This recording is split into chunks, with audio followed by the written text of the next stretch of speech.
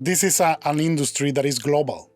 I'm lucky because I can access to books in English, tutorials in English. Also, I can access to things in Spanish and in Italian. There is so little. I mean, I don't even remember if there is any good content in Italian that I cannot find in English. So this is what I mean. It's like when you learn English, you are going to have the opportunity to learn from the whole world. Because I have to say that this industry is also quite generous. There is many people sharing content, even sharing content for free. And that is something that is amazing. But not just tutorials. There are even podcasts like yours, or like magazines, or websites, or there is so much things to learn. The only request is that you have to understand English.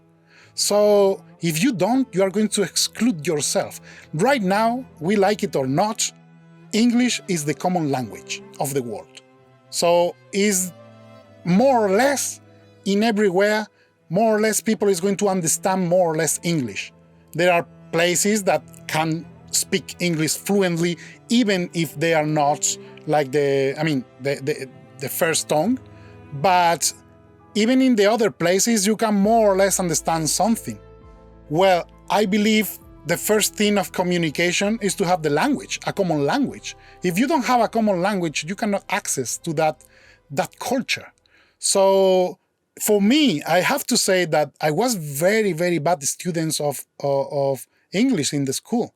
And I think I learned English the hard way.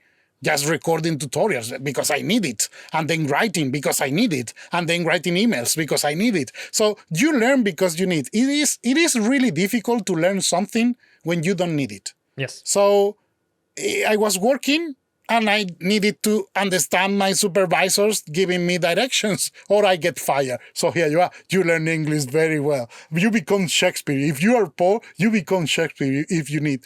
So that is what I mean. It is mandatory. You like it or not, it is mandatory. Yeah, I mean, you can choose this two ways. Basically, you said the pushy way, you need because you get fired or something. But also, you mentioned something that a lot of people was the way that a lot of people learned actually English was by they wanted something. So, for example, you wanted to watch the movies already before they were be translated or something like that. Same for me. I loved American culture. I loved American movies. So I started like subtitles and then like normal. And nowadays it's basically normal. There's like this two ways. There's not just, but you need a motivation. You cannot just, it is important for me. It was important to have the job.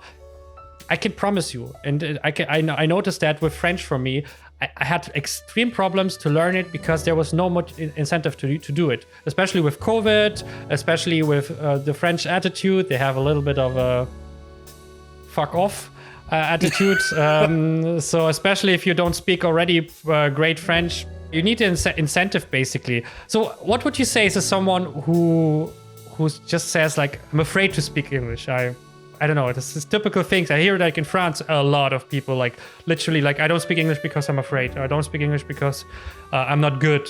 I don't speak English because, I mean, I still hear like an accent from you and you are aware that your English is not perfect, but you still like, you speak and it doesn't matter and I absolutely understand you and that's fine. And that's important. Someone told me, a friend of mine told me once, because when I moved to London, I was afraid of my accent. And he told me, never lose your accent, because that is what gives you character. And actually, I'm very proud of my accent. What is important for me is like, you understand me and I understand you. Yes. Everything else is just, it's like, as you said before, better picture, better sound, better accent, but it's just accessory. But the important thing is I'm teaching you something, you learn from that, okay, I'm just doing my job. And what happens to me also, just to be honest, is like Spanish people always tell me that my English is really, really easy to understand for them. Of course, because of my accent, my inflections, my ways of speaking, my words. So also the same for Italians. So yeah, there are good things in your accent. Never lose your accent. It's actually a good thing. It's just demonstrating that you are coming from someone else. So you deserve the place that you earn in that place. So if someone doesn't want to learn, or they feel afraid or so, it's because you don't want it that much. A friend of mine once told me, if you want to learn a language, you need a girlfriend from that country. Yes, that's something I heard multiple times. and I have to say, like, that was before I met my wife. And it's like, yeah, but come on, you cannot meet someone and fall in love without understanding each other. And then I met an Italian, and we first met speaking a bit of English, broken English between us. And then one day I said, this is very bad. I have to learn Italian, or we are going to break up, or okay, I'm going to learn Italian. And I remember I was learning Italian in these books of Learn Italian in 28 days. I read the book, I was doing the exercise, I was studying like seriously crazy. And one day I call my girlfriend, and I think, I have a surprise for you. From now on, we are going to speak in Italian. And I started speaking in Italian. She was so upset with me because, you have been faking all this time. And she didn't speak to me for 3 days because she thought I was faking. And it's like, no, I learned with a manual. So you are telling me that you learned with a manual in 4 weeks. Yeah, it is true. So the thing is, like, when you really need it, you are going to learn. So if you are just saying, I'm going to learn English because it's the right thing to do. No, you are not going to learn. You want to learn English? Get a job. And when you feel like they are paying you a fee every day for doing something you don't understand, you are going to learn so much in there, because you are going to feel like someone is pressing you to learn. The same is when having a boyfriend or a girlfriend from that country. Also, the language is not just the language, it's the culture. Is the way they use the words, the way of cursing, for instance. What is admissible for people in one country is not for another. So it's just you are learning a world when you are learning a language, and it's so beautiful. And it's something that keeps your brain so healthy. Just reading other languages and understanding the way something that I learned in Italy is the way they express their feelings. They are very graphic when they express, and they are telling the story with the hands. Also Spanish, but the hands.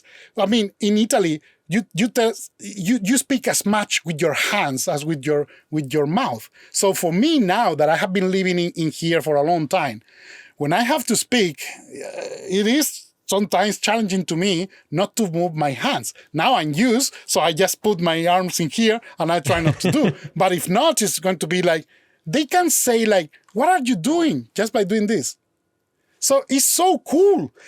And that is something you don't learn in the dictionary. So this is what I mean. You learn another way of expressing yourself, telling feelings. There are even cursing words that doesn't mean anything in Spain. But now when I have to say something and I'm very upset, I have to use a set of words in Italian because they best describe my feelings. So it's so nice. But you always need a push for that, not a willing, because learning a language is something really... I mean, I'm learning right now, I'm learning Russian. Как хорошо ты говоришь по-русски? Oh my God, no, let's not start like that. Конечно. So the thing is, like, I'm just learning for the sake of... борщ.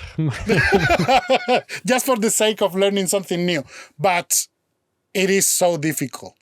And the thing is, like, I don't have a job in there, but I have friends. So when I start, and I have been there many times, and it's very frustrating because in Russia, even in restaurants, it's not frequent to find the menu in English, for instance. So now I know how to read. So when I know how to read, more or less, I know if I'm eating vegetables or meat, at least.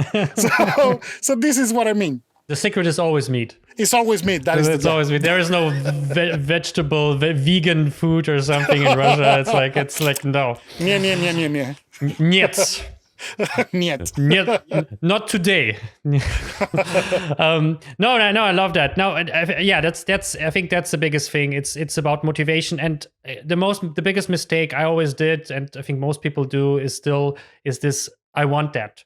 That's not enough.